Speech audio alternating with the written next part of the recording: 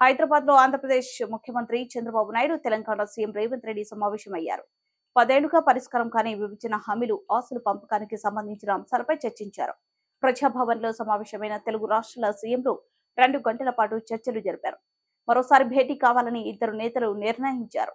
విభజన సమస్యలను త్వరితగతిన పరిష్కరించేందుకు వీలుగా 2 రాష్ట్రాల ఉన్నత అధికారులతో ఓ కమిటీని వేయాలని నిర్ణయించినట్లు తెలుస్తోంది. ప్రధానంగా భద్రాచలం నుండి ఏపీలో కలిపిన 5 మండలాల్లోని 5 గ్రామాలను తమకు తిరిగి ఇవ్వాలని తెలంగాణ ప్రభుత్వం కోరింది. ఈ విషయంలో చంద్రబాబు సానుకూలంగా స్పందించినట్లు తెలుస్తుంది. భద్రాచలం పట్టణానికి ఆనుకుని ఉన్న ఏటపాక, కన్నాయిగూడెం, పిచ్చుకలపాడు, గుండాల, పురుషోత్తపట్నం పంచాయతీలను తిరిగి తెలంగాణలో కలపాలన్న డిమాండ్ ఎప్పటి నుండో వినిపిస్తుంది. ఈ గ్రామాల విలీనంతో భద్రాచలం పట్టణ అభివృద్ధికి అవకాశం ఉంటుందని చెబుతుంది. అయితే ఓ రాష్ట్రంలోని ఈ గ్రామాలను వేరే రాష్ట్రంలో కలపాలంటే కేంద్రం అనుమతి తప్పనిసరి. కేంద్ర హోంశాఖకు లేఖ రాయాలని సమావేశంలో నిర్ణయించారు.